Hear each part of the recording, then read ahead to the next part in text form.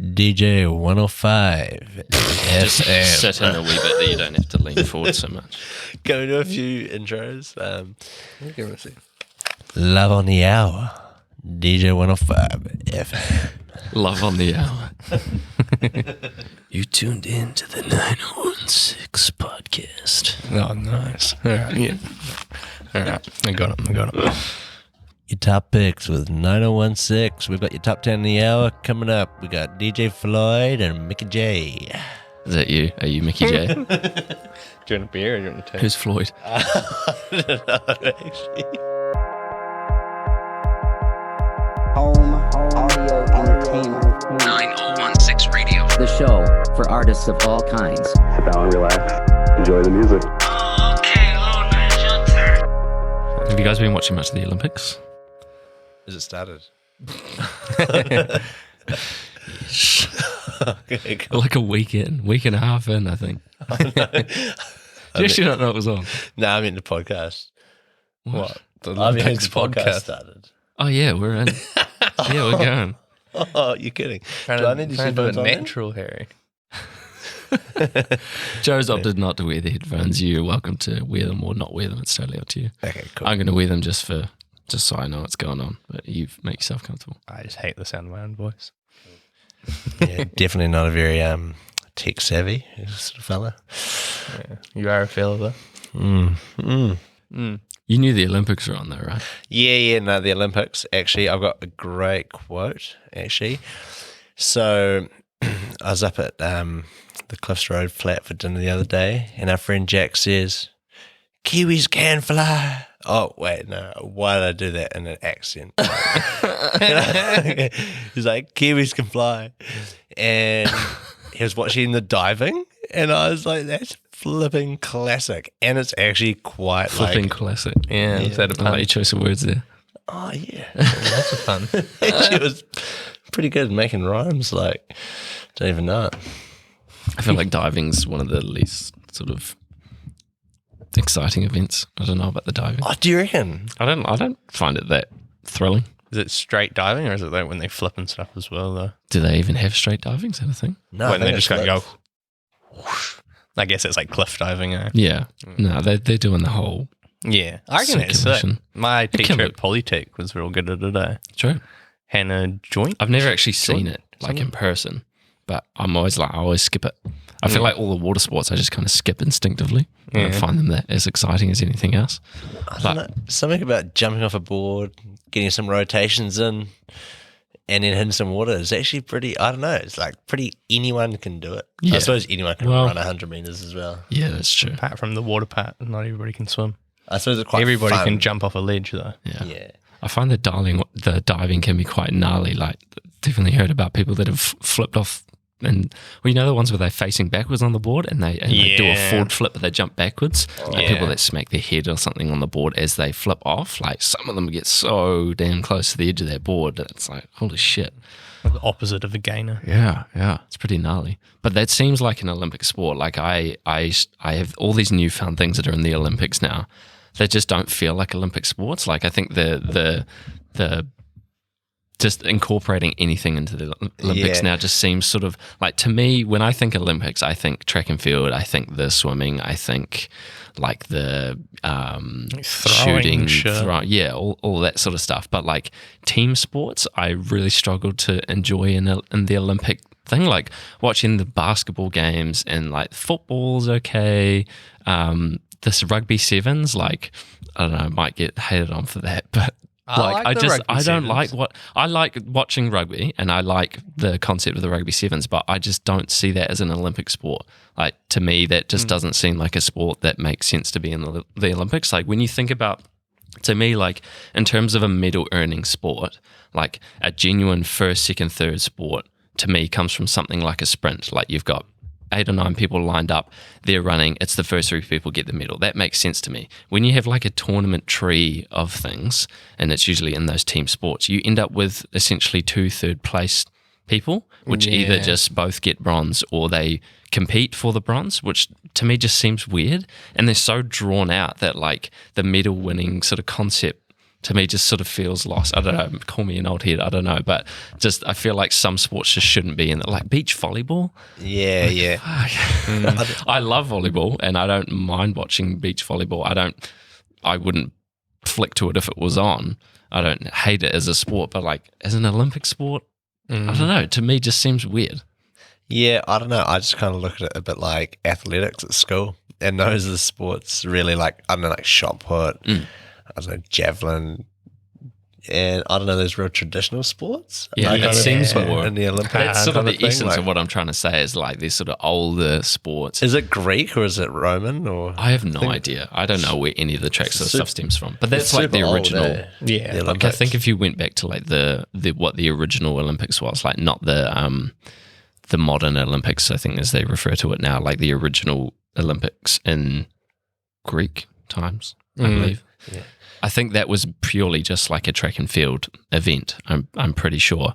I literally have no knowledge of this, but as far as I'm aware of what I've heard, it was just that. Oh, okay. So I don't know where the sports themselves stemmed from, but that was what it was sort of based around. So I guess that's where my sort of methodology around this concept comes from. Is like that feels like the Olympics. Like handball doesn't feel like the Olympics to me. That just seems like another. I feel like they're just trying to make it more, I don't know, like exciting for everybody to like. Yeah. Logistically, I understand it. Like the more the sport you have involved, the more people you have involved, the more money's involved, the more interest and hype there is around the Olympics. That makes sense to me. But like even like the skateboarding, how do you guys feel about the skateboarding, the Olympics? Like as skaters yourselves, how do you find like that as a spectator sport in that capacity of like the Olympics? Because like street league has been around for ages. Yeah. I feel like that's quite Like the X Games you and know everything. that's quite cool because it's sort of in its own. It's done in its own way by people that are involved in it, so would know how to sort of orchestrate it. Whereas I feel that the Olympics is sort of just a whole different thing again. It doesn't seem. I just feel like Right. it's kind of like one of those things that all of these people in the past have been like, yeah, that's where we want to get these things accepted into, you know, make it big time, make a living off doing these things which weren't really a sport and, you know, until that recent, like super recently, they're, you know, 70s or whatever. It's pretty recent for a sport, I think anyway. And then now it's kind of happening. People are looking at it and be like, oh shit, do we want to grow it that much? And actually, you know, people would say sell out or whatever. People want to make a living off it too. Like that's super all good. But then I don't know, people are like maybe it's kind of good to keep it at that slightly smaller scale where it's just run by people who skate or I don't know. I'm more thinking about it from surfing perspective. Sure. Yeah. Actually. You know what I mean? Before like they, you know, you sell it out, you hear all the corporations crash and then it all just becomes merged into this like really one image that everyone has to kind of go for. Like they just print out a whole lot of models of the same thing. Yeah. It's kind of just like a genre of music coming into the pop stream, you know. It's just like skateboarding is something that has somewhat been like an underground activity. Like anyone that's been seen skateboarding, typically the public eye is sort of seen as like a reckless sort of person or like doing damage to property and that sort of thing. So the whole skating as a sport concept almost seems wrong in that sense for like where skating's come from and like why people skate and what people perceive skateboarding as. It seems weird to sort of put that into a professional thing. Granted, it is like there's obviously skateboarding itself is so extensive in what you can do and where you can do it. Like it's so worldwide that it makes sense to put it into a place where you can judge it by skill and sort of who's better. But sort of the raw essence of what skateboarding is doesn't really translate to the Olympic setting, at least in my, like I watch that and I just sort of think like it just like Yuto Horigome that won the gold, like his trick that he did in that to win, holy shit, like crazy trick. Like if you saw that on a street part, I think it was like a 270 back tail down the ramp, something like that. I'm not good with my skating. Nah, I know the one you're analogies. talking about, yeah. But like if you saw that in like a street part for like an ender, you'd be like, holy shit, like this is the craziest part ever. But because you see it in the Olympics, it looks really like it doesn't look authentic. Like it. I know what you mean, but like also it's like to do it in front of that many people is fucking even that's more true. crazy. That's true. Like the pressure he'd be under. Yeah, absolutely. Yeah, you'd have the jittery legs and things with people standing there watching you. Yeah. I haven't been in many competitions in my life, but I know the ones I have been in, I'm just like the whole time just like shaking. Yeah, definitely. Yeah. That's totally fair. That's a fair call. It's just. I guess it's more just like the setting that it's in. Just doesn't seem like watching the Olympics and watching like a skate park feels entirely different. Whereas like if you're watching a basketball game, if you're watching like just a normal NBA game, it pretty much looks the same as it does in the Olympics. So it sort of makes sense that sort of contradicted what I said before about team sports in the Olympics. But you get what I'm saying? Like it's sort of the same platform, just presented on a different channel essentially, whereas skating is like it's really sort of taken out of what its raw sort of element is, I suppose. But then I wonder if you think about like, I just want to confirm, is there archery in the Olympics? I'm positive there is. Yeah, there is because I watched some the other day. Yeah. Okay, cool. That was probably spawned from like killing people. So that's a pretty like loose nature. Yeah, that's so for true. that to come from. Potentially skating's actually one of the more chill ones. Compared to archery. Like whitewater kayaking is probably just like running rapids because you're like, I don't know, running out of a very dangerous situation. Yeah. I don't know. That's a good point. Yeah, because that's quite literally where archery has come from, isn't it? But then if you fling an object at someone else. And then if you think about it, like maybe because they're so much older and they've already gone through that transition time of being accepted and stuff, and now it's normal. Yeah, we're on that transition phase of these going through like doesn't want to stay at this sort of small level where people kind of probably get like capped at a certain level unless you like do a Tony Hawk's move and like make a game or something like that, sell your image.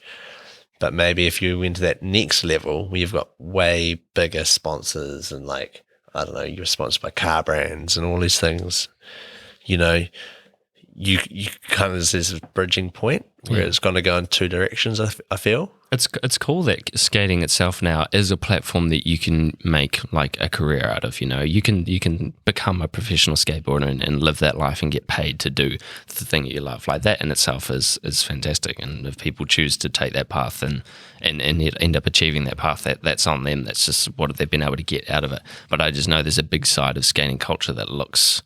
This is not from an inside perspective. This is just sort of what I see through just the skateboarding echo chamber on social media. That like there's sort of a frowning crowd within skating that's sort of looking at the Olympics and looking at, you know, skating at that level. That's sort of just. I wish I could sort of have someone sort of say what they think about it. Someone that's, you know, like in that I way of thinking. Remember when like it was like kind of first announced that it was going to be in the next Olympics. And I was just thinking, like, oh yeah, like, I don't know. I don't really know what I think about it. But then once it was already, like, watching it on the TV, I was like, it's no different really than the X Games or anything like that. So I don't really see how it's that much different, to be honest. I was like, so if they want to do it, I don't really care. And I mean, of course, I'm never if going to you're, get there, so it's hard to say when you don't sort of have the option, I suppose. But like, if you're a professional skateboarder and you get asked to at least qualify for the Olympics. Well, I guess in the case of Olympics, you don't get paid as an athlete, I don't believe. If you're an Olympic athlete, I don't think you get paid. Really? I don't think so. I'm pretty sure you just qualify to compete. You might have sponsorships and things, but I don't think you actually get paid Not by your as an country. athlete. I don't think so. I could be wrong, but I feel like the Olympics is you don't actually get paid for what you do, or at least like in certain sports. I like the idea of the Olympics though, just every country Yeah. Oh, absolutely. just gets Battling it involved out. in it. It's the biggest sporting event in the world. Yeah, 100%. Yeah. It's actually, It's cool to quite- watch like Argentina play Italy as opposed to like, you know, two And you, basketball like, teams playing. I was watching the Olympics the other day. It's like learning like so many different countries I've never heard before. Yeah, Like, yeah, that happens when we a were lot. watching hey? like the weightlifting or something. Yeah.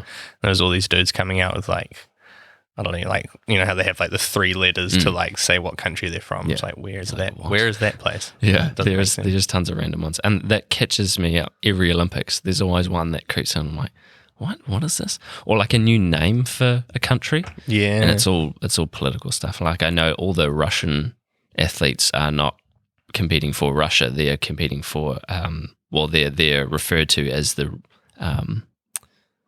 I think it's this the is ROC. It's like the Russian official Russian Olympic Committee, I think is what it is. So it's not the Yeah, I Russian think that's flag, what I it's some saw. new symbol, and it's just that's what it is. So they're essentially the Russian athletes, but they're not competing for Russia. They're not allowed to compete as Russia because I'm pretty sure Russia got a ban from the Olympics because they had a big drug sort of thing going on. Really? I wish I had some facts to back myself up, but this is how I understand the situation. So Russia weren't allowed to compete.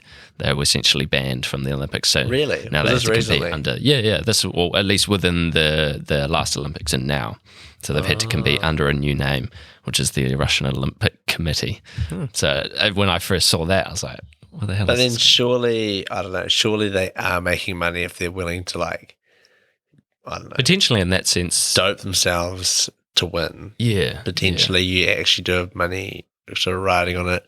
Yeah. Be- I don't know. I suppose people would do it just for their reputation. Yeah. But that seems like there's probably a bit more. I don't know. I don't know about that getting paid thing in the Olympic setting, but if you think about this Olympics, at least, like, there's been no people in the crowds, right? Like, it's been empty stadiums for every event that's been on.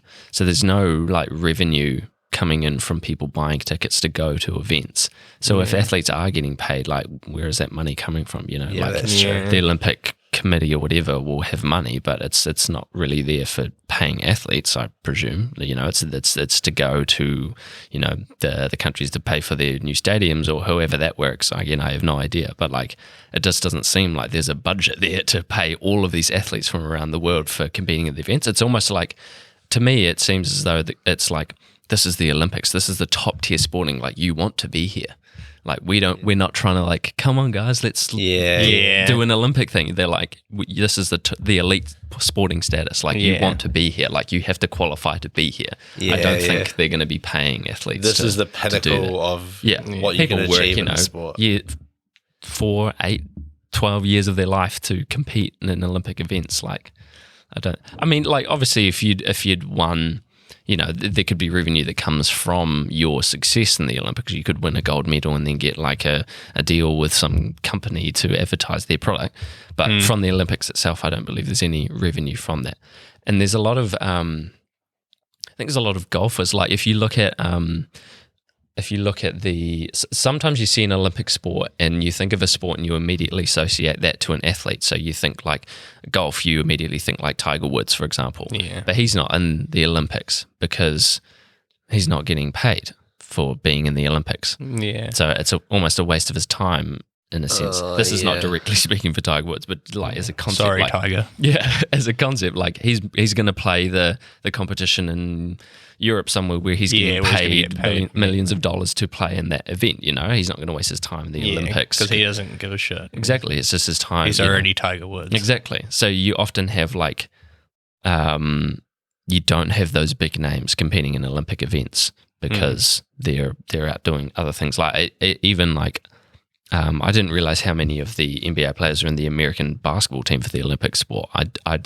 Often you find it's a completely other group of people altogether. You don't see anyone that you immediately associate with that sport, and I think it's just because it's sort of no use to them unless they really want to. I don't think a lot of them will opt to do it because it's not feasible in terms of, like, how much work they would have to put in for being in that event, and then, you know, all for nothing.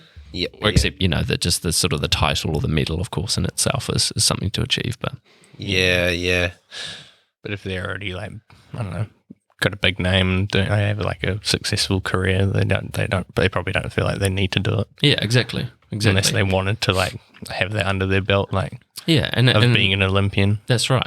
And the Olympics is a good opportunity for people that you know, want to make a name for themselves. They haven't made it all the way through in the sport itself. You know, if you can compete at the Olympics and you miraculously do very well, you earn a medal, and people go, "Oh, who's this? Yeah. Who's this character? Let's get him on the next such and such." You know, Yeah. And You I must think have it sort of put so spirals. much time into getting that good to do that, 100%. You know? Yeah, it's and like you say, like, it's countries competing. Like, you don't just go to the Olympics. Like, you have to be the best in your country, and then you have to qualify for the Olympics. Like, it's pretty elite. Like, I sort of didn't when the Olympics started. Like, I sort of glazed over a lot of what it's about. I'm kind of like, oh, I miss such and such, but you are watching, like, the elite athletes from every country, like the people that are in there.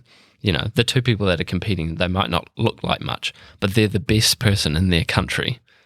and they're competing against the other best person from their country. It's like Apart it's from quite the literally dude who like, doesn't give a shit. yeah, exactly. Of course, the voluntary athletes that are there doing it. It's a pretty crazy time. And then that's the weird thing as well, is it's like seeing the person who won like the WSL, you kind of see them, I don't know, whether they're actually the best or if they're just qualified and decided to do that. But then you see a lot of them actually in the Olympics as well. And then I'm pretty sure the world champion of the WSL got gold at the Olympics. It's kind of the same comp, like Joe said, it's like the same thing that's already running, just slightly different. And there's a lot of sorry, Kieran. No, I think You it's say like the so? same comp, but like maybe just more people can see it. Like, Yeah, because everybody watches the Olympics. exactly. Yeah, Not everybody would watch the X Games fucking park skateboarding or that's whatever. right. That's right. It's definitely more eyes on what's happening. Yeah. But there's of course as well, certain sports will have more major events that are more important than the Olympics, like football, for example. Like most football players would rather save their energy and wait till the World Cup to play for the World Cup. That's a much higher status of football than an Olympic gold medalist, So a lot of football players won't play in their teams. Like I watched Spain. I can't remember who they were playing. A football game that Spain was playing. I was like, oh, sweet, like Spain. Yeah. Like they've got heaps of fucking good football players. I recognise like one of them.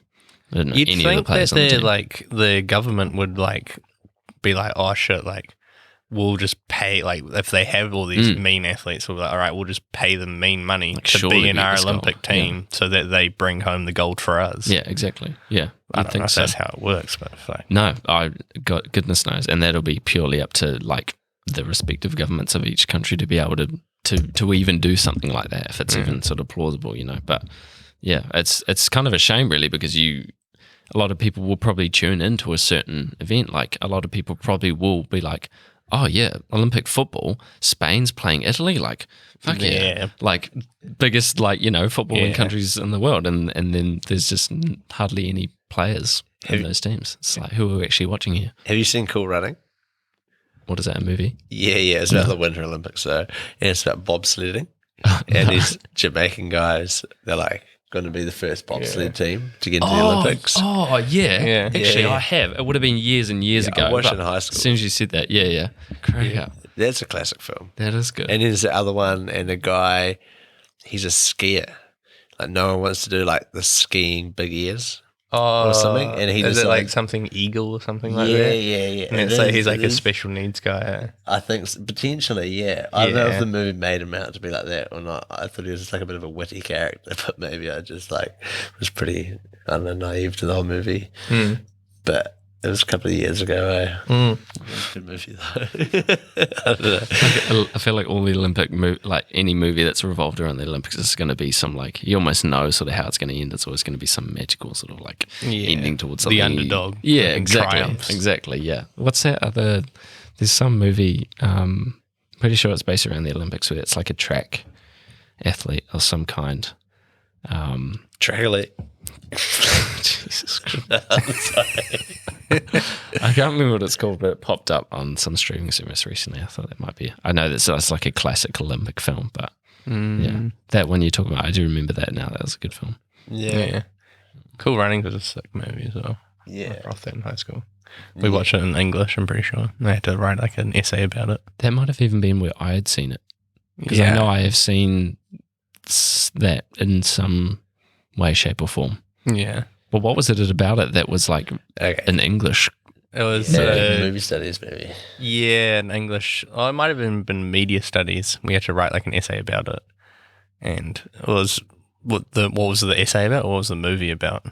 Or why was it a movie you watched in English? What was it about it? I don't know. I think that's just one of those essayable? movies that they can get accepted to play in high school. It's like it's not super edgy, but it's like Right, has it's like a an good open has a good license sort of has a good Moral compass. maybe not a moral compass, but You can something along those analyze lines. Moral like navigation. Yeah, what's happened, yeah. there's a lot of hidden meaning behind it. So- Yeah. I always struggle with that in high school because I remember doing the same thing with what's that book about the group of boys? Oh, I'm talking about. Lord of the Flies. No. oh goodness, what's it called? There's a movie on it as well. It's like The Outsiders or something. No, I don't know. Do you know that one? It has like what's his name? Rob Lowe in it, in the movie. No, I don't And know that one. Karate Kid dude, I'm pretty sure. Oh, Jaden Smith. Way older. We But that forget one, how young you are, Harry. that one, like there was so many, and within the storyline there was so many things that you had to like psychoanalyze, like so many bits of like, what does this mean and that mean? And it's like, was this actually like the intended meaning for this story, or are we just like, are you just trying to make us think around this thing? Because like, I'm looking at it like what? Like, how would you pick up on this or this, or like these sort of signals that they drop on you? It's like, you know, this isn't that deep, you know. It's just like They're just sort of a trying to wild find story about meaning in kids. something that's not Yeah, there. exactly. And I guess it's kind of the point, right? They make you think about. That's kind of the point of anything in school, really, is just to make you think. Yeah. Sort of dive deeper into things. Yeah. Hey, I'm liking this here, right? Thanks, I just man. noticed that actually. Yeah. Yeah, so I mean, That's cool. Painting on the wall. Yeah. Is that canvas that you made? Yeah. Yep. Is that white pencil? The little lines. No, that it's goes- just the end of a excuse me, I've forgotten the term. You know, those paint scrapers. But like the art ones. Palette knife, Yeah, thank that's you. the one. Yeah. I just the end of one of those and just scratched it Scratch it. down. It got rid of a lot of the paint. I thought it was quite cool. Oh, Kind of added that's like sick. an old photo effect, like a developed Yeah. film photo that's been sitting in your drawer for Yeah, years and years. that's Yeah. cool. I like the mountain and the head of the top guy. Yeah. Yeah, I quite like the expressionless aspect of them. But that's quite common in my paintings. Mm. Um Yeah, I like it. Yeah, I'm pretty happy with that. I'm really happy with the feel of it and like the general color scheme. I think Yeah. if I was to do it again, I might have a different approach. Maybe something a bit like it's quite refined, sort of where the bodies are, which I don't usually do.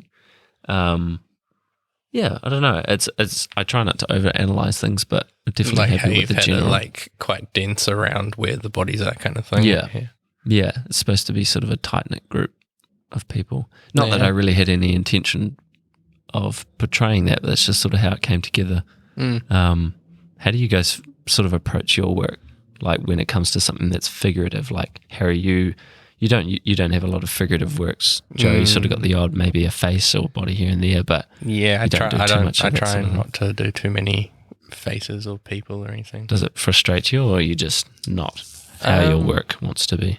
I do like it. I feel like I used to do a lot of faces when I first started doing kind of artwork, but I don't know. I just felt like I kept on doing the same like cartoon faces over and over and over again, and I just got really sick of them. So I started just like layering shapes, colors, and textures, and I just like the outcome of that better than just doing heaps of the same faces over and over Yeah, again. there's kind of less expectation there as well, I suppose. And not Yeah. having to rely on having a certain look about a person or having something proportionally Yeah. correct because you've got that immediate association to like a figure or a person's face or whatever that you have to go, oh, that's not right. Yeah, Whereas exactly. an abstraction where you're just sort of layering things on and seeing what Yeah. happens, you've sort of got the freedom of Yeah, whatever comes out can be what it's going to be without having to rely on that source. yeah, You, Harry, you tend to do a bit more figurative stuff. Yeah, well, I don't know. I feel like I get, because I'm doing my surfboards as well, and that's a lot more about the texture and layering and just kind of like,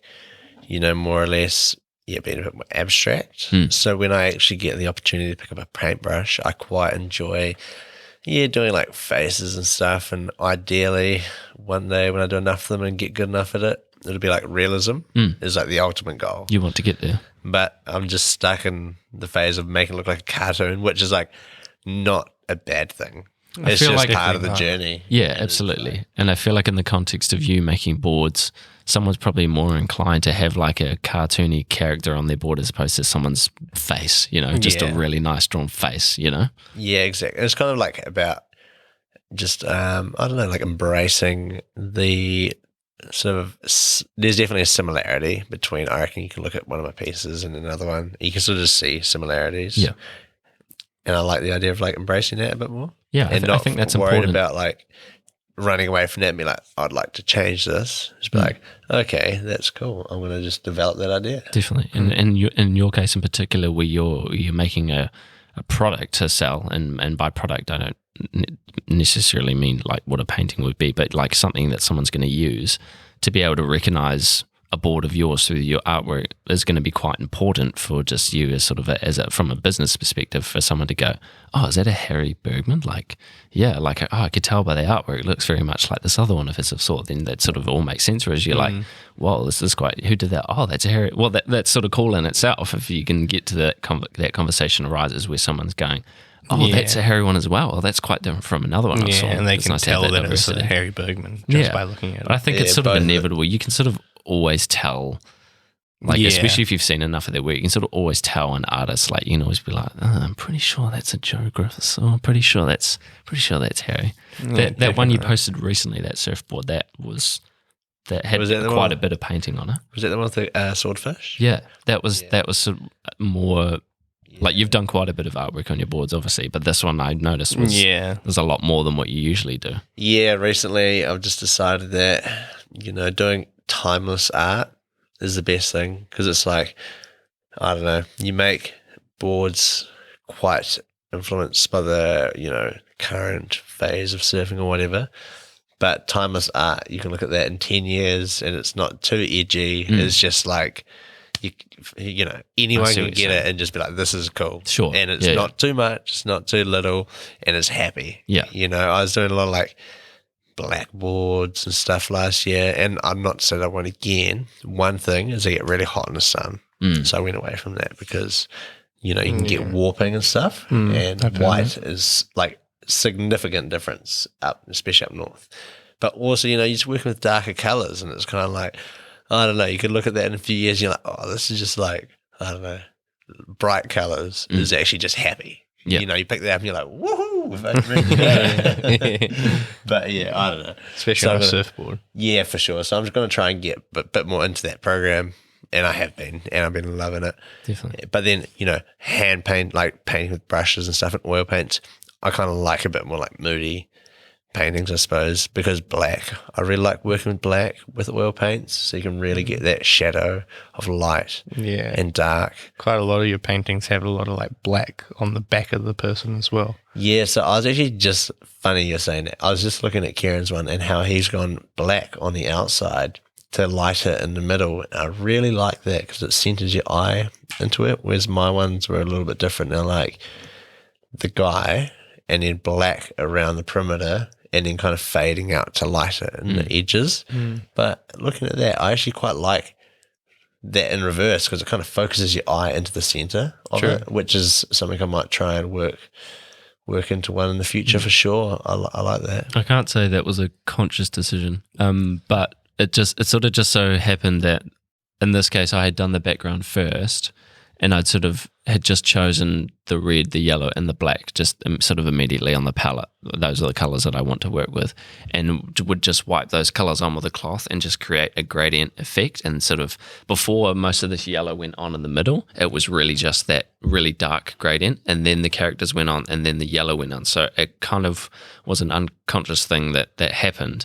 And that's sort of why I carried on with the family portrait effect, because what happened is when the characters emerged and then the way that they were, once I'd done the first two, I thought it would be cool to have another one in the background. And then it was looking like a family portrait. So then the lighter colours came in because, you see those like old school family photos with like that sort of marley grey like backdrop and the flash photography's on, and you get that sort of, what's the term, of vignette effect where it's light in the middle and it darkens around the corners. That's sort of that circle sort of gradient. So that kind of, I kind of just kept rolling that. You can see where I've gone and added a bit more black up the top, just because it was a lot brighter red when it started. So Is that oil as well? yeah, it's all Oh, oil. really? Yeah. Yeah. Well, I really like those like kind of big blotches, and then you've got like swept them back. It looks a little bit like an eel. I really like That's that. what I kinda doing like. a lot of that at the moment. Just that particular brush. Like looking at that, I don't know. It looked like some old Japanese family portrait. Yeah, With yeah. like the mountain and like the red and like white kind of mountain and then, I don't know. Yeah, So- we're definitely gonna have to have a photo of this on the Instagram. Yeah, I doubt. Yeah, I will do. I'm not really sure. I'm sort of sitting on it. I did a podcast with my friend a few episodes back, Joseph, and he, the whole reason I got him on is because we'd been talking for ages about doing a collaborative project with his music and my artwork. So this painting was done while I was listening to a track that he'd made. So it's sort of like painting what I was feeling while I was listening to his song, sort of thing.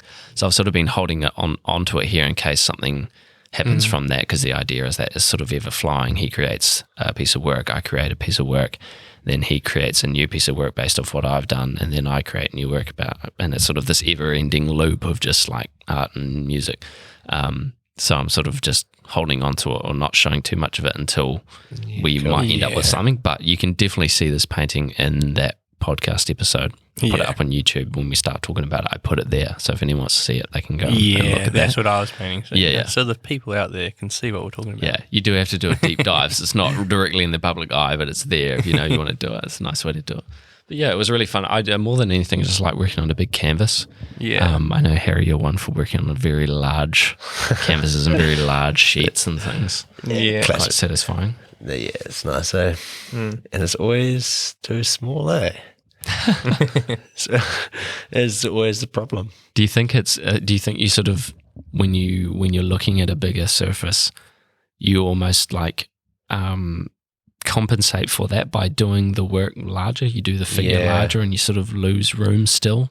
And there's just more detail. Yeah. Because I don't know, I feel like you always kind of go to me anyway, to the kind of detail where you're at the end of your like arm length, you're looking at it, it still looks good. You never really, I suppose maybe in graffiti where it's quite large, generally the person was standing quite a bit further back, and it can look a little bit going over the edge here and there, you don't actually pick up from that distance. Right.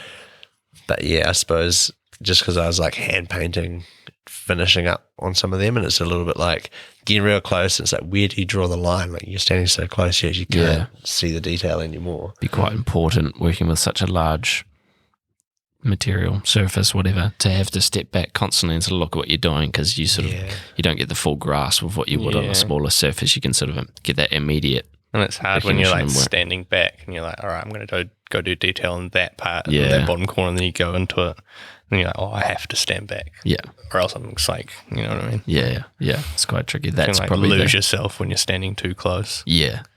And that'd be the biggest canvas that I've worked on. Oh, really? And I didn't find myself walking back too much, but still, like, you can do a lot of wrong while constantly standing in front of the canvas. And more like that one, I didn't spend more than a day on. And these ones that I've been working on recently, I've sort of left them. I've done bits, and I've sort of the first time in my painting career, so to speak, I've started just leaving works alone for a bit and coming back to them.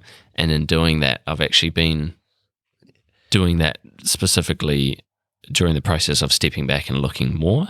It wasn't definitely something I'd done, but the more you do stand back, it is actually quite a powerful tool how you can go, you stop looking at the fine details and you start looking at The whole thing. Yeah, what's the word? Just composition, I suppose. Yeah, just into what the actual color scheme and what it looks like as a whole, as opposed to what the image perhaps is trying to tell you, or what you're sort of working on in little bits. Yeah, it's actually quite different. Like, even if you sort of look back and you sort of like unfocus your eyes a little bit, like what. Yeah, I guess composition is specifically what I'm talking about. It's like how that looks as if a whole. If you stood too close to the thing, like I always fully like lose all the composition and everything. 'Cause I'll be focused way too much and like one small part of it, and then I'll step back and like, oh, I've paid all this attention to the small part, and I've lost all this part. So I like to I don't know, do one small part and then leave it in my room or something, and then go out and do some stuff, and then heaps of times I'll just walk into my room, have a little look, and walk out, maybe go make some food or something. Interesting. Come back to it, a little bit of something like that, maybe paint over something, start again. Yeah. Do you find there's a point during your work, and this is a question for both of you, where you do sort of get tired of a certain theme? Like how long would it take for you guys to typically finish like a painting? Like, I know there's probably quite a wide scale of just sizes that you use, but typically, like for me, currently, I probably wouldn't spend more than 2 or 3 days total probably in a painting. And prior to the last month, I would say it's been a day. Like I've never taken longer than a day to do a painting. Like I remember talking to you a while ago about that as well. You usually spend about a day and then finish it off. I like the instant gratification from doing it. Like what's happening in the moment. As corny as it sounds, like what I'm feeling then and there, and what happens then and there, and the idea that I have then and there happens then and there, and that's what I've always liked about painting. I've never really never felt like it was the right process, or at least I get sick of my own stuff too quickly, I guess is the point I'm trying to make, is that if I did like start on a concept and just leave it, number one, it would just eat away at me, the fact that I hadn't finished that thing. And then number two, the next week when I came back to it, I would just be sick of it if I hadn't finished it. And like a So I'm trying to completely sort of different transition out of headspace as that. well. Yeah. Do you guys find that similar thing, or? Yeah, I usually, some of my paintings have taken like weeks. Like, I don't know. Mine varies completely. Yeah, I don't know. Oil paints as well, you can leave them to dry for a while. You Yeah. kind of have to, you're forced to take a while. I feel like there's a gift and a curse sometimes with the oil paint. Sometimes it's really good to be able to go, I'm just going to go have some lunch and come back to it, and it's still wet and you can work with it, For sure. But then Especially other down times it's here. like you need a layer to dry, and you sometimes have to wait till like the next day until you can start painting on it again. Well, the last one I did, I managed to do pretty much the whole thing in like 1 or 2 sessions, but the whole time the paint would have been like at least tacky. So I never had the opportunity to do any dry brushing. And I feel like sometimes dry brushing seems like such a good idea, and then you realize you've just dry brushed everything and you've kind of lost that raw texture of the oil paint. Sorry, I'm not sure what you mean by I like dry. So when the paint, you've kind of done this, let's say a person, and it's kind of come out as a bit flat because the paint stopped blending together and it's all kind of just going into one color, and you can't really get that defined darker line with shadowing and stuff. So you let it dry, and then you put like a little bit of paint on the brush, and then you can kind of like go and rub it into it, and it's a bit like shading. Right. But you can also do it with like any color. It doesn't just have to be black, but that's just an example. You start doing that everywhere, and I don't know, like that's where I feel like I should have just done it faster. Right. And then like being in that original mindset and not come back so far and few between. Now I've kind of like changed things, and each layer kind of turns out good in the end, but I suppose what result I was going for is I was really happy on this last one. It was pretty much one long session. It was over like a day and a half where I was having breaks and whatnot, and surfing and whatever. But it's got the same idea from start to finish, and it looks quite connected the whole way through. It doesn't look like I haven't changed my ideas. Right.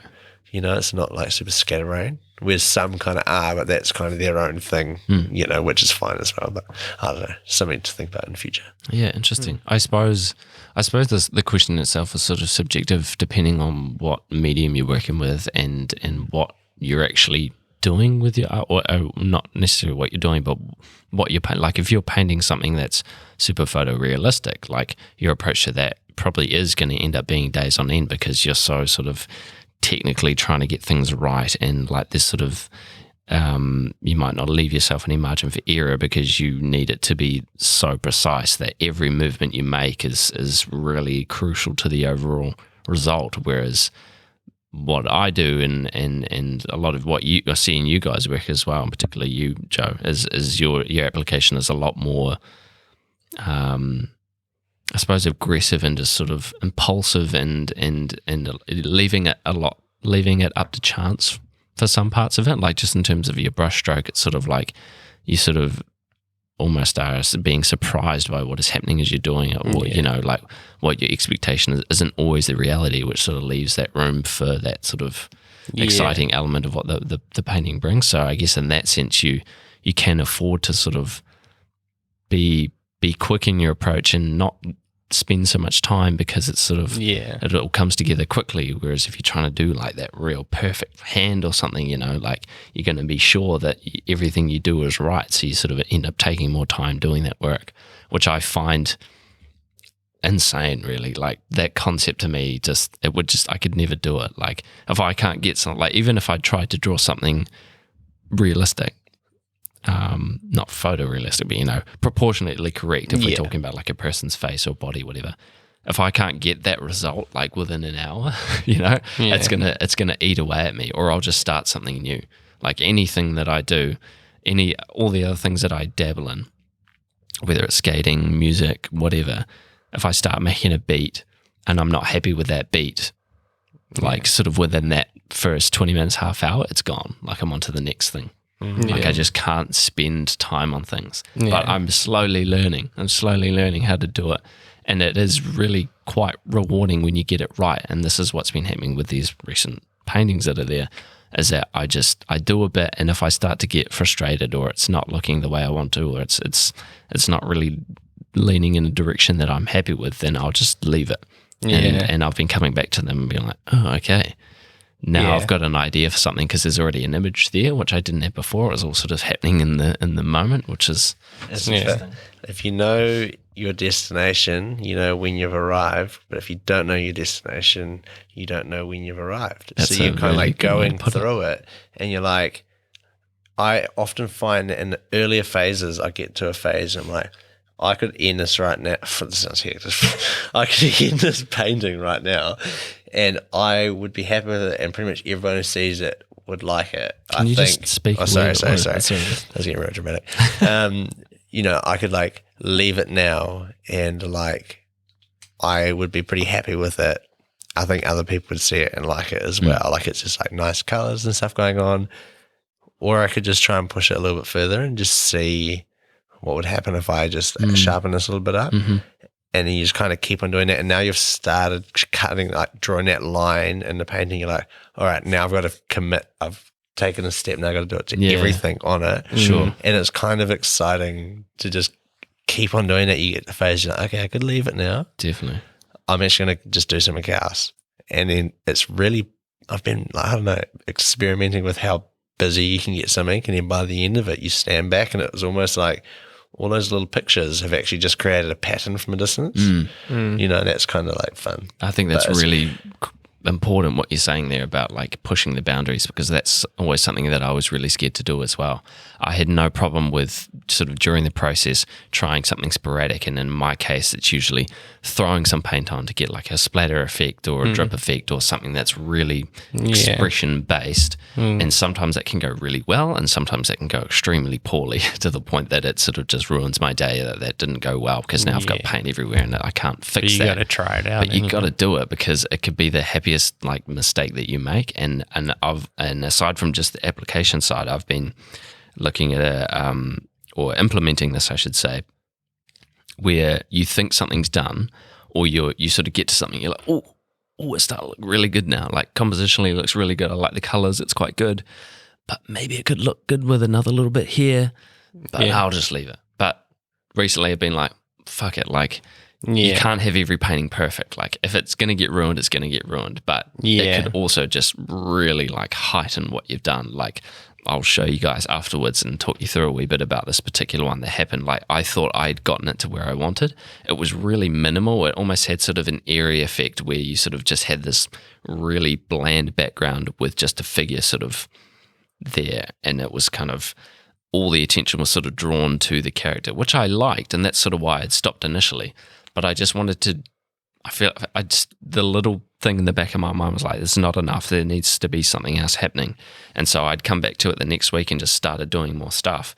And I just couldn't believe like how much happier I was because I had done more to the painting. And that's something I'd never done before. It's just a crazy feeling to like, fuck, like I could have been doing so much more to every piece, but was too scared and stopping myself from doing anything more at the fear of ruining the painting. I get that a lot as well. But I feel like even if I feel like I have ruined something, I'll always keep it, and then maybe one day I'll look at it again, and then I can think about like how I could, I don't know, like paint over the bit that I don't like and then change it into something else, or like take that bit that ruined piece and then like connect it to like another piece, because I like work with like heaps of wood, so like I'll like screw like bits on top of bits, like just to cover up the bits that I hate. Yeah, right. With like new bits that I like and stuff like that. Yeah, that's cool. That's a cool approach. I've found that a really hard concept to establish in my own work, because I think like on a technical reason, like with what I'm doing with oil paints, like a lot of the applications that I use, like the way that the paint goes on is really thick. Like there's real like obvious paint marks, like there's nothing that's blended in. So when that dries, that texture remains. So painting over a dry oil paint has never been something that's really worked for me. So that's why I've sort of always had this idea of like, I've got to do it now while it's all wet. Otherwise, coming back to it, I'm going to be really annoyed with it, and it can create a really sort of weird effect. So for that reason in particular, that's why I didn't do a lot of it. But it's super important to push those boundaries. And like you use acrylic paints mostly. Mostly, Joe. yeah. How do you find that's easy for you to be able to do that? Like definitely. you can leave a painting for weeks and come back to it pretty 'cause happily and it's real carry on. flat. Yeah, interesting. Yeah, I have like tried to work with a lot of oil paints before. The only really oil paints I use is like oil sticks. And Yeah, like yeah, right. one of the paintings I did for the art show that we have coming up, I'd just like roughly apply oil stick and then use my finger just to like smudge it around and like blend colors with my finger. Yeah. Which I is like that. probably the only experience with oil paints I've ever had, really. I don't know what it is about them. I think it's just the heavy body aspect of the oil paint that I was really drawn to initially. And I just like the way... Push it and it stays there. Yeah. I've really struggled with acrylic paints. I think if you're starting to paint and you start with acrylics, then you can transition into oil. But starting with oils and going to acrylics is quite frustrating. But that being said, I've only really ever had sort of cheap acrylics, so I don't really know what a sort of a genuine, even like a heavy body acrylic feels like in comparison to an oil paint. But every time I've gone to them, I've been like, this isn't the same. And number one, I'm trying to use acrylic paints like oil paints because that's what I know how to do. And it doesn't translate a lot of the time. So I'm having to sort of like try and find new techniques. And I'm not quite enjoying the process because I've already gotten so much satisfaction out of using the oil paints. It's hard for me to use the acrylic. Well, definitely suits your style better. Oil paints. Yeah, and I think that's sort of why I picked it up initially, because I knew sort of what I wanted to do with painting. Yeah, and from what I'd seen other artists do, it was all oil paint, and I was like, I think that's what I need to be starting with. Yeah, I feel like my style is like very flat as well. Like there's not much like blending of colors going on. Yeah, so acrylic fits me pretty well. Yeah, to be honest. definitely. There's a good segue before into your guys' show that you've got coming up this week. Can you talk a wee bit about how that even sort of came to be and whether there's a concept involved or whether it's just sort of a platform for you both? I guess the first question is, how did you guys sort of come up with this show? Well, I did a show at the start of this year, I think it was, or it might have been the end of last year. I'm not too sure. I can't remember. It was only a few months ago, wasn't it? Yeah, it must have been at the start of this year then. I think it was. Wasn't too long ago. But I had a show at the Jutland Spaceland studio place, and I had a piece by Hugo Van Dorsa. Hopefully I'm not butchering his name. But then Colin from Screaming Rooster came to pick up one of his paintings and had a look at the show that I put on, and then he said that we should come do a show there. Oh, no kidding. And he said to ask one of my mates if I knew anybody who would like be keen to put some paintings in. Straight away thought about Harry Bergman. Sick. No shit, that's cool. Absolute legend. To be approached, that's pretty neat. Yeah. Well, I hit him up about if there was any spaces in Dunedin where I could maybe just like hang work just to like put on show. And then he came up with the idea to do a show at Screaming Rooster. Fantastic. That must be so gratifying to have like a gallery owner like say to you, like, yeah, you can put them in my gallery. You know, that's what any artist wants to hear. To be honest, like, sure, like put some paintings in my gallery. That's great. Like your stuff's cool. Yeah, you know, that great must be opportunity. Absolutely, well. That's really cool. So when you decided on Harry, was it sort of just like, is this really just sort of a space for you guys to just have your own work? Like this isn't exactly a sort of a cohesive collection of works, is it? Slightly okay. Sorry. Slightly cohesive. Slightly cohesive. So what's the time period between that organization of that event till sort of now, like this week? Like, have you been painting all new stuff from that point? From the end of that show, I've been painting all new stuff, and I'm probably not too sure how many new things I have for it. Maybe around maybe 8 to 10 new pieces, but quite a lot of the stuff from the previous show is in it. Maybe the best stuff from that previous show that didn't sell. Mainly the bigger stuff. Yeah. But yeah, it's probably been a couple months just like painting. Nothing too specific, just painting kind of like I paint every day, so I just like whatever I feel like painting, just working towards the show. It doesn't really have like any meaning or like what's the word, like a theme to it or anything like that. And there's no collaborative work between the two of you? There is one collaborative piece that we have done. Well, we've kind of been collaborating in the sense that we live just down the road from each other, so we're often at each other's house, and just I'm quite into taking advice, and you know Joe is as well. Of we're just because we appreciate each other, we'll throw an opinion here and there. There's a verbal collaboration. Collaboration. Exactly. And also in a lot of our backgrounds, we're using similar sort of textures and surfaces on the timber. But pretty much like we're doing our own sort of painting and stuff. But I think we're kind of like very similar like backgrounds and working with timber and I can definitely see your work coming together for sure. Like as soon as I'd heard that, I thought, oh, this is going to be interesting. So, no, that's cool. That's cool. Is this a first show for you, Harry? Yeah. Oh, that must be pretty exciting. Oh, stoked. Yeah, I know.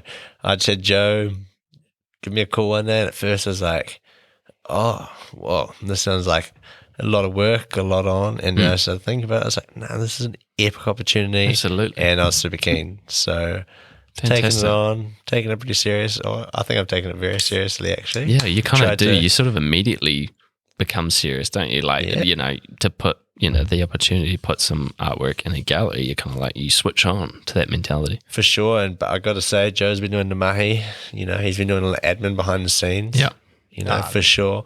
Colin and Jackie have made it very easy though.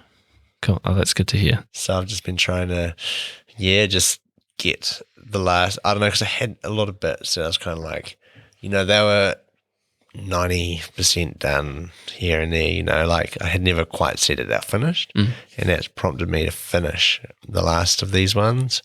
And then also in that time, I did a couple more as well, which was actually quite exciting. So, yeah. I suppose because you've been painting for as long as I've known you, and that's been a couple of years now, like there's quite a big back catalogue of work under your belt. Like, is it sort of like now the opportunity to put some of those out there, or have you sort of constantly been thinking about new stuff? Well, no, I don't know. Painting's a thing for me that, like, this stuff goes back for quite a while ago. It's always if I am relaxing, if I'm painting, I'm relaxing, like it's like the most chill thing I can think about doing. So I don't always get to do it, but I'm kind of like constantly getting the creative juices flowing with the shaping, like that's happening. So I'm getting that like, kind of outlet, I could say. But then, I didn't get a lot of time to do a lot of painting. And then when I do it, it's really actually quite precious time. You appreciate it. You come out, you're like, oh my God, 5 hours has just passed. Yeah, and right. I just feel so good now, like that's so cool. Relaxed. But and you can sit back and have a look what you just painted and feel pretty stoked about it. Yeah, so it's epic. So I was kind of like pretty keen to actually do something with it, because now I've put quite a lot of time into it. I look back and I'm like, I should try, surfboards are quite like kind of a chemical sort of orientated work, it's quite so stinky, not good for you, and building as well. Whereas paintings are really like pretty much like real clean, Yeah, sure. you know, and I can do it and just feel like You don't have to kit up for it. You can just get yeah, into it. yeah. I suppose the Terps is probably not so good, but like other than that, Oh, Terps is mean. yeah, Terps is the best One of part. the best smells. Other than that, yeah, it's nice. So it's something that I'd like to actually get into more as I get older, and maybe, you know, squash that side a little bit more and pick up the painting a little bit more because it's, you know, not so bad in the body and whatever. Yeah. So with that opportunity, I was like, you know, this is an opportunity. It's presented itself. I'm just going to go hard and just try and pursue it. Absolutely. That's a good way to look at it. I think if you're at least sort of implementing it in and amongst your other physical things that are happening, your building and your surfboard making, you know, maintaining it at least so that you can transition into that when you're older and not as physically capable to do these physically enduring things is important. You know, I wouldn't say you would have to commit all of your time to it. You don't necessarily take over now and then be like, oh, I wish I would have done more surfboards when I was younger and it wasn't as, you know, hard on my body it is now. So it's a good approach to at least say like, okay, here's an opportunity. Let's solidify more of this under my name and keep it under my belt for when I need to. Because like I've always thought, no matter whether I give this up or not, I feel like I'm always going to have painting under my belt. Like any time in my life now that I want to paint again, I'll be able to do it. It might be a slow transition sort of back to where I was or where I'd be happy with, but that tool is locked in there now. Like I'm always going to have painting. Yeah. I don't know if it's really going to take me anywhere or anything. Hopefully I'm going to love doing it for the rest of my life, but at least I have that there, you know, I have that part of me that can and will paint, you know, regardless of what happens in my quote unquote art career, you know. Yeah, I'll definitely, you know, try and make an effort to always, you know, not necessarily pumping it out. You know, you could have one that you're sitting on for ages, you don't touch it for a couple of months, whatever. But if it's just sitting there in a corner, you know, you eventually will one day just be bored or whatever, or be really tired, you want to just chill and get into it, eh? And then it's good to have that kind of kit there. But if you don't have it there, it's so much harder to go and get it all and Yeah, for sure. set it up. But it's also good, like, if you don't have that much kit as well and you're, like, restricted to, like, only, like, a few things, like a pencil and a piece of paper. Yeah, yeah. It can be, like, I think the hardest part about anything, whether it's painting or going to the gym, whatever it is that you're wanting to do, the hardest part is just starting it, right? Like, Yeah. even if it is just a Oh, pad and painting's- pencil, you still got painting's to the go hardest and thing to find a start. pencil and a pad to start, you know, like Yeah. you don't have to gear up much to do it, but it's still that like, okay, I'm going to do this. I'm Yeah. committing my time now to start this task. That can be the hardest part about it all. And like, I'm quite lucky with the space that I have here that I pretty much have everything I have set up to go. So if I want on any given day want to start, this was sort of something that was brought to my attention by a friend of mine, not something that I was really super aware of, but the fact that I can just come here and start a painting, the gear's all there. I don't have to bring out like a kit and set anything up at home, you know, I can just come here and get straight into it, which is really good for my productivity. Do you guys find that, like, do you have like quite a hefty home setup? Like, can you have that in the space that you work to just be able to just go in and start something? Yeah, well, I pretty much sleep right next to where I Well, paint. you were saying you paint every day. That was quite impressive. Yeah, to well, me.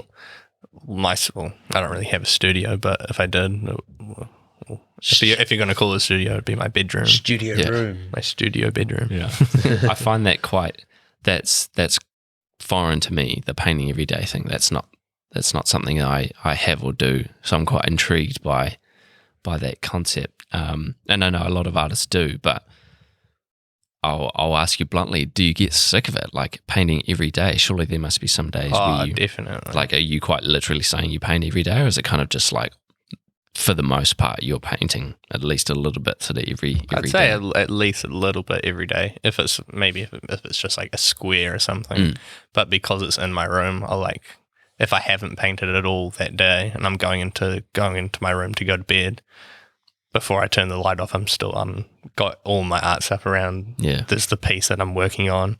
I'm looking at that before I'm going to bed. So I'm like, oh, I could do like a little something there. And then sometimes that will take me into like 5 hours of painting. And I look at the time, it's like 3 o'clock. Fuck, that's crazy.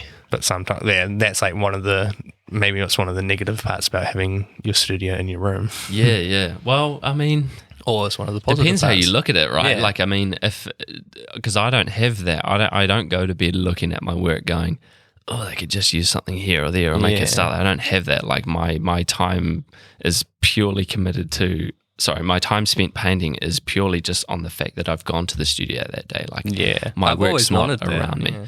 I don't know. There's definitely ups and downs to both. Like, Yeah. I think in terms of like what you're creating, when you're at home, like in the context of what you're talking about, I think that in itself creates like really authentic work, because you're acting on impulse and you're doing things in the moment that you feel like you want to do it, like, or you have to do it, you know, have to being like a good thing, like you're That's the feeling that I get. yeah, you know, and I don't really have that. I'm like, I should go paint today, so I'm at the studio. I'm like, right, Yeah, okay, and and you we're have into to it. You get know, yourself I'm not ready always for- there, and so like the fact that you've even said you paint every day is foreign to me, because I'll get up some days and go, nah, it's not a studio day. I'm not going to the studio today.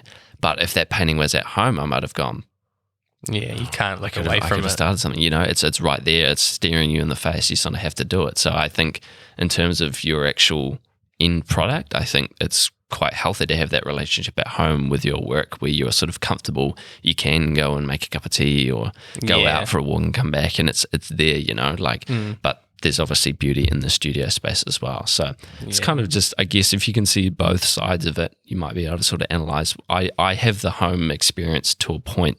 I only really was working at home. Quite lucky how quickly I'd stumbled upon the space. So I only had maybe like 8 or 9 months painting at home before I was in the studio. And Was just that the in your time room, at home. or? Well, no, because it was oil paints and I was Yeah. doing big paintings like Yeah, these. yeah.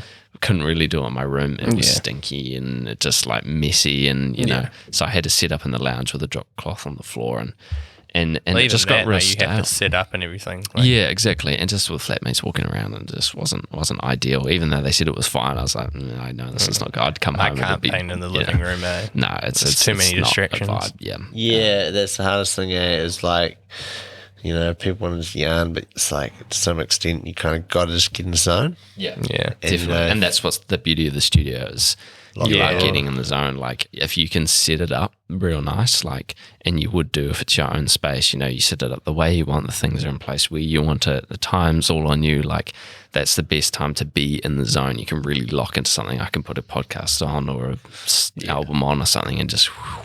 So that's the beauty of having this space. And just to be able to get away, the act of being like, I'm going to go paint today, sort of in itself just feels gratifying just as an artist to be able to go, right, I'm going to my studio today to work. Yeah, it seems really appealing to It's me. like a mature sort of approach to the work. Not to say that what you're doing is not mature. I just like that's how I feel about it. I'm like okay, Yeah, I'm having to go out of my way to paint, so that means I Yeah. must want to do it, you know. And if I continually am able to leave the house happily going to the studio saying I'm going to paint today, then I'm confident that I'm going to make work to the best of my ability, as opposed to like, fuck, I should probably go to the studio today. Yeah. Because that's not going to make good work. Well, I've definitely had I've definitely had like different pieces in different rooms in the house before where I've worked, and like I'll paint in my room for a while in one piece, and then I'll have like another piece in the garage. So I'll that's get interesting. sick of one piece and go down to the garage, work on that for a while. I like that. And while we've been getting ready for this art show, I've had like pieces down at Harry's house, Right. which is like just around the corner. So I'll wake up, paint in my room for a few hours, let that paint dry, walk down to Harry's house, go Yeah, do some painting cool. down there. Yeah, I like that. I Yeah, think that's a healthy It's approach been to a it really too. good lifestyle. Yeah. That's probably been going on for the past month. Yeah, that's awesome. Do you find that, because prior to this you would have had that opportunity, but now you're sort of working towards something. This has obviously been more prevalent. Have you found that your work has sort of improved because of that, or not necessarily improved, but like you feel better in terms of like your end result? Like how has that affected your process, I don't know. if at all? It might have changed it in a way, like, but I definitely I like the idea of having something to work on in my room, and then something completely different in another area. Well, I suppose if it's not directly affecting your work, at least it's sort of affecting you outside of that where it's a positive influence on your mental health, where you're going, Yeah, okay, definitely. I can at least, take the walk away somewhere, and that And in that's the itself best can part. add to sort of just your feeling on that day of just going, oh, I can change environment, and I can just feel better about something. So it's not just about the art. It's like you say, Yeah. the lifestyle. It's creating sort of Yeah. an atmosphere, or sort of a Definitely. to-do list, I suppose, around art, which can be quite exciting. Yeah. Yeah, that's cool. Hence the name. Yeah, yeah, true. Yeah. That's that's classic. Was it calculated or? Wait, you lost me there. Oh, the name of the exhibition is To Do. The to-do list, sorry. Oh, Yeah, yeah, that was on purpose. Yeah. yeah. Classic. True. Oh, that's so funny. That's cool. Yeah. I was going to say just a little touch back on that one more time. It was just that when I'm shaping a board, I'll go slightly, not about painting, but similar process, shape a board. I go in there. I might even do sort of 2 sessions to like rough it out, do a bit more like getting it close to the end result. But, sometimes I condense that into 1 session to get to that point. But then I call it like my 98% phase and I'll leave. And then I'll come back in and I'll look at it, the fresh mind, like this will be the next day or Yeah. later on that day. I I've need just that walked as well, out and I've come back in with a fresh perspective before I've said that it's like finished. yeah. I just leave that bit of room to be able Yeah, to come that's super back. healthy. And I reckon sometimes I'll be like, I'll get to that, what you said, 98% finished or whatever. And then I'll be like, okay, I'll leave for a while, like leave the room. And then thinking that I'm going to come back and finish it.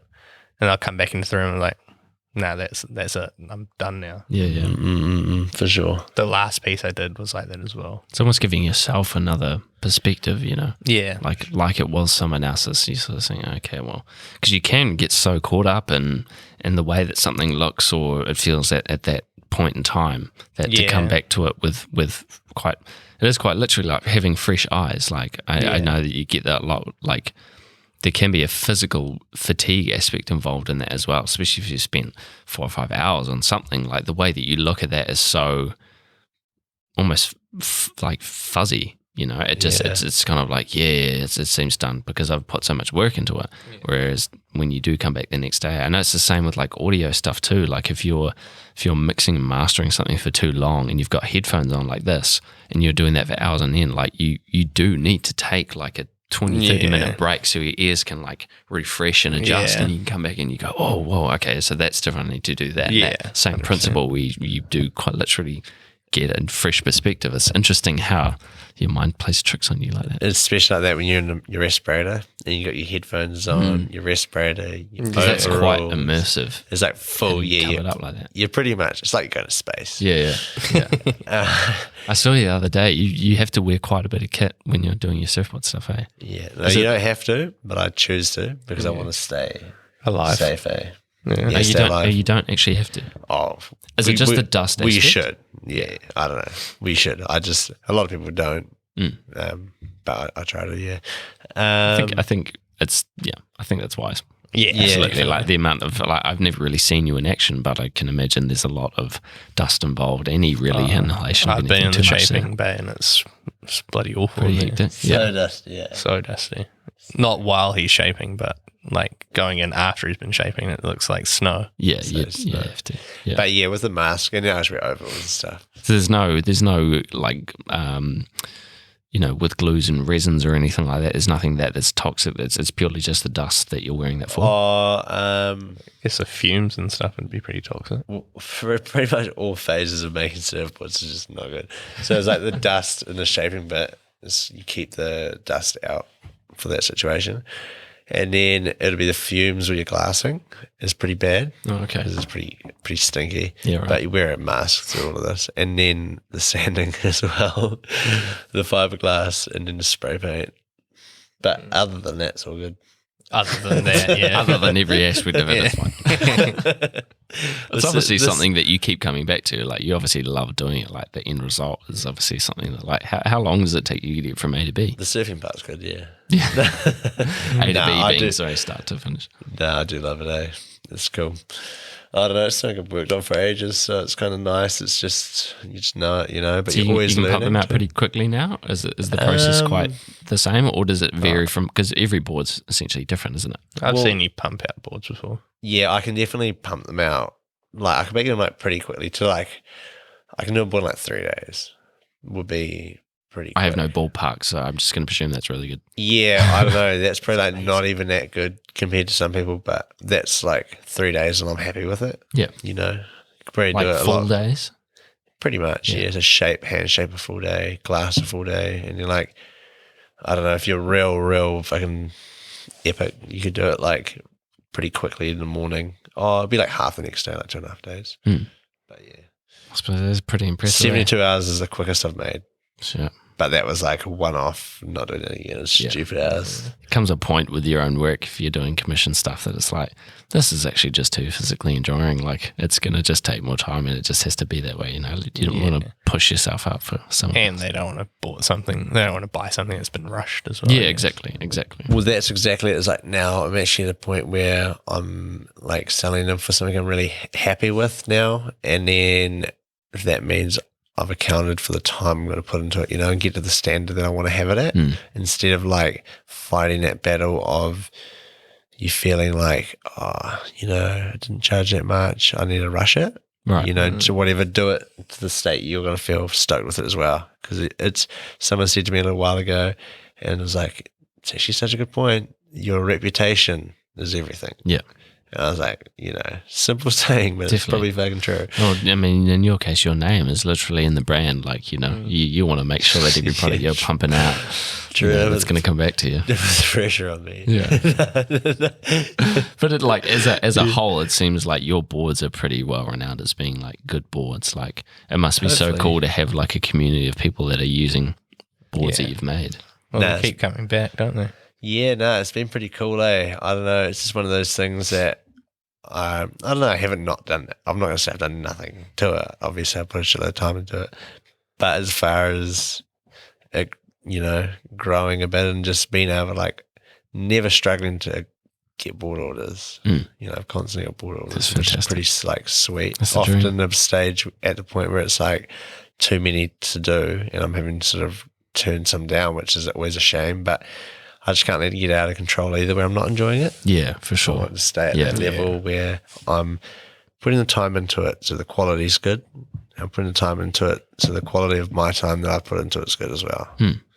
Yeah, you've definitely got to find the days where it's just not happening and you've just got to leave it alone, right? Yeah. Like, do you guys often find you come across days when something needs to be done, but if you do it, it's not going to turn out well and you just have to leave it alone? I find myself doing that quite often. All the time. Yeah. Yeah. It's hard, because you want to get something Procrastination, done, eh? but it's like, Yeah. like I It's not in the mood. yeah, and that's natural as a creative person to just not have the right day, like to be on firing on all cylinders every day is Yeah. really unrealistic, and that's can why get- like a lot of people in the workplace often aren't always productive because not everyone wants to be working. It's just not their day. Not even so excited to be working 9 to 5 Monday to Friday, or whatever roster you're on. It's just like no one's that enthusiastic that to do when you're doing something on your own time. Sorry, stutter mouth. There's inevitably going to be times where you're just not in the mood. And even if you do make the time to do something, I know there's countless times, like talking before about my process coming to the studio here, there's days where I'll make the effort to come here and start working and just go, Yeah. no, I'm done. And sometimes it's better just to say no. 'Cause Absolutely. You don't want to ruin anything. There's a bit of me that believes in, like, if you can push yourself through some of that anger, like this might not be so relatable to like something where you're making a surfboard, but in particular in the art world, that anger can actually translate into a really good piece of work. So sometimes I try to channel it. Yeah. Sometimes I might, instead of just all out going and something, like I'll just be pissed off and I'll just go, fuck it, let's just do something. I'll just go, because what I have here, I work on paper and canvas, and you guys will do the same. But I can go, okay, well, I'm getting angry at this canvas. I've got to do something now, so I'll do something on paper and try and transition. And sometimes it's just even worse, and I just waste more resources, or it ends up being like brilliant because you've got a wee bit of I do that a lot to your as well. approach. Like yeah. I'll have like 2 pieces of like wood in front of me, and then maybe on one piece I'll just like do heaps of like random stuff, like not really caring about it, and then the other one I'll like mask it up and do like clean lines with like a bunch of different colors or some shit like that. And in both of those processes in particular can be extremely rewarding and also like the most annoying thing. Like you can purposely try to put something on with some what's the word? Finesse. Yeah, aggressiveness, I guess, sort of more like, I'll just throw something on and see what happens, That can turn out really, really well. You can be like, cool, I've got some really like authentic brush strokes and some random splatters here, and I really like the way this looks. But it also can look like absolute poop. Like, it can just be, honestly, just bad. Like, I've done that so many times where I'm like, or I've done something before and I'm trying to do it again. I'm like, I know that last painting I did that thing. Yeah. Try to do that again. And you're thinking about it too much and trying to like fucking do it again. It's like, it's never going to happen. Not as satisfying. But even like doing the clean line thing, you'd be like, oh yeah, sweet, I'm going to do a clean line, masking tape down, boom, take it off. Oh, it's not clean. Spilt everywhere. Or some bullshit, reason something's gone wrong, you have no control over these things I feel for the like most part. With my style of painting anyway, if I was to do something like, that's just an example, like mask something up and try and do like a clean line, if it gets to the corner, like it's clean the whole way down, gets to the corner and it's spilt, then it's like, oh fuck, like I've spilt there. That's just like another piece that I can like cover up to add like another layer kind of thing. And that's just like, you're just building on your own mistakes. Yeah, exactly. Yeah, and that's kind of the beauty of it, right? Because those can almost be like the happy mistakes, or not always happy, but like, oh, I accidentally did this, but I don't actually mind how it looks. Or you go, okay, no, that's really bad, I need to do something. So it's sort of, you sort of automatically have that thing we were talking about before where you're trying to push your work further.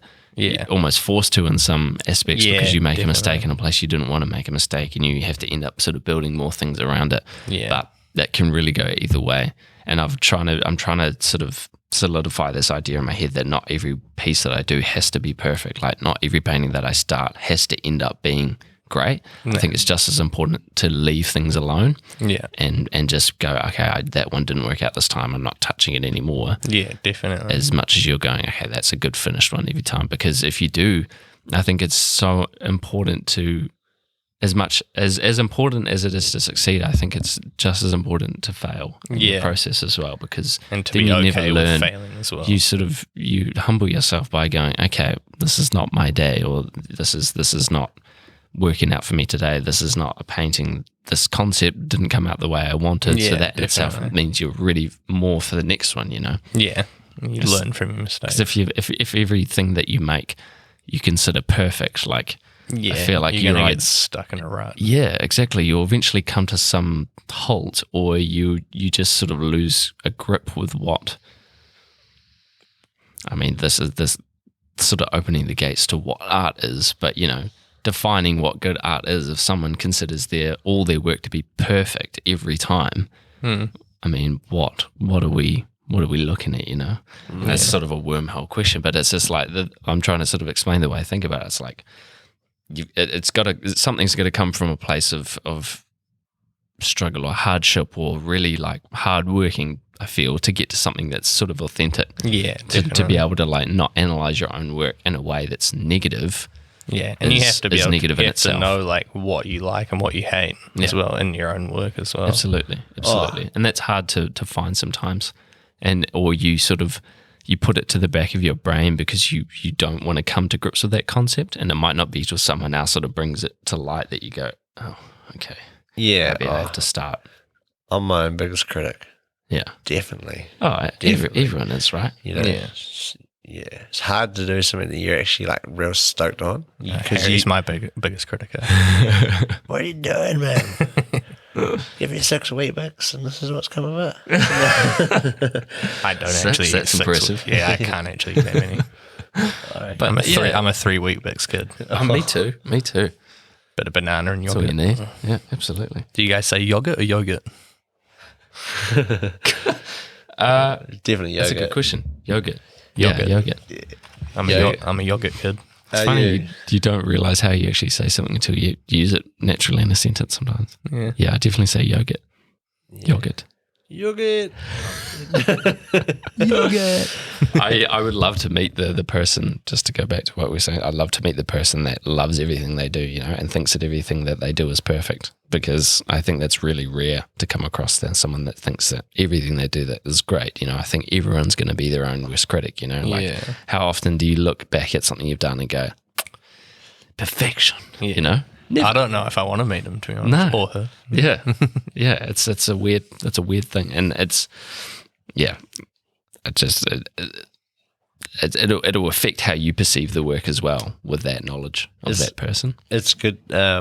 See like to some extent, seeing mistakes in stuff. I reckon. Yeah, because it proves that it's a human that's done it. Absolutely. I've said from the start, like, I would actually encourage people to tell me that they didn't like a painting than to say that they do.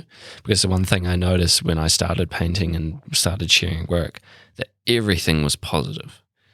And it was almost like too good to be true is the way I thought of it. Obviously, like, super grateful for people commenting on your work and commenting on the things that they like or why they do or don't like this certain aspect. But I was like, this feels weird. Like, I know this isn't like a very good painting, but I'm still getting rewarded for it. So I immediately sort of had this like, no, like, if I would much rather someone just say, no, it's not your best work, or no, this doesn't do anything for me. Yeah. And I'd said that to a lot of people over the time, and that it actually brought it out of people. Like, if I said, like, you know, people go, oh yeah, it's good. Yeah, I like it. And that alone, you can be like, well, you obviously don't, you know, at least you don't like it as much as what you're saying. And a couple of people I had said, like, no, tell me what you think. And they go, well, it's not my cup of tea, sort of thing. It's still being nice, but you know, no one's ever going to say to your face, of course, like, no, it's terrible, I hate it. Yeah. But you know, you can often get that out of someone, and I kind of liked that. You still have that immediate, like, oh, well, they don't like it. No, it's not very good, is it? But then you're like, but that's only one person's opinion. Exactly. You're going, okay, well, of course it's not for everyone. Of course, one painting is not going to please everybody, and that's so important to know that when you're making new work, to be able to go, okay, well, this is for a certain person. This is going to affect someone in a way that's much different to someone else. And I think even the negative can be the positive in itself, because you almost, in that, you can almost eliminate a certain type of person that's viewing your work. That sounds terrible. I mean to say, like, we will eliminate them all. Yeah, you almost want to bring out, like if you look at art as just something that's bringing an emotion out of someone. If you make someone angry or upset by a piece of art, does that not mean that you've sort of done the job? You know. Do you know what I mean? It doesn't all have to be positive. Like, you don't always have to look at a painting or whatever it is and go, oh, this makes me feel good. Because some of the best paintings bring out sadness in people. Yeah. And people might not have a good relationship to the sadness that it brings. But the art's kind of done its job in that sense, you know? You almost want to get still that. Making them feel something. Yeah, exactly. Which I think is quite important, at least in my own work, to know that it's affecting people in that way, as opposed to just going, oh, it's lovely, it looks fantastic. And I'm like, it's not. It's grim. It's gory. Like, or, you know, in whatever cases. But they just want to make you feel happy. Yeah, exactly. It's like, yes, I see what you're doing, but you know, if this doesn't make you feel good, I would like to know about that, because it feels like some sort of validation still for what I'm doing. Not that I'm trying to paint paintings that make people feel that way, but at least you know it's working. It's have some sort of effect on someone, and that I think is the important to acknowledge. Yeah. I actually need to go to the bathroom. Go for it. Well, we might actually wrap it up here, boys. This is an hour and a half. I think we've done very well. Has it been an hour and a half? Yeah. Bloody hell. Solid. So just to cap it all off, you guys, exhibition on Friday at Screaming Rooster. Is there anything more you want to say about it? Come on down, Screaming Rooster. It's going to be Friday. Good, me and Joe and the boys. We're going to be at Screaming Rooster. Such a good venue to have an exhibition, I think. Yeah, it's going to be really cool. It's really awesome. I've started bringing in artwork today and we're going to hang everything on Thursday night. So Cool to start seeing the stuff in the space and get a good feel for what's happening. With definitely. It. Yeah, awesome. Harry's yet to bring in his stuff. All Come on, Slacker. the massive haul of things he has. Is it tomorrow? Still got Next heaps of day, time. next day. Nah, next day, yeah. But yeah, it's all going to be ready for Friday, so I Easy. hope to see everybody. Cool. So what time? Friday party, everybody. The show starts at 5:30 on Friday afternoon. Cool. Well, I And expect I'll- everyone listening to be there. I think it's definitely going to be a worthwhile exhibition. I'm Definitely. really excited. Yeah, Yeah. I hope to see you all there. It'll Awesome. run till 11, and then once it shuts, we'll be going out to a bar somewhere. So Fantastic. Sounds good. I'm into it. Should be cool. Cool. Thanks for coming on, guys. This was really fun. I think we got a good conversation out of that. I really enjoyed diving into all your guys' practices. It's quite interesting to get a sort of a not conflicting, but quite a diverse approach to what we all do. Is very interesting. Yeah. I appreciate Thanks it. for having us. Yeah, thanks for having us. Cool. All right. We'll see you Friday, guys. See you. Bye, everyone. Sounds good. Bye. Home Audio Entertainment. 9016 Radio. The show for artists of all kinds. Sit down, relax, enjoy the music.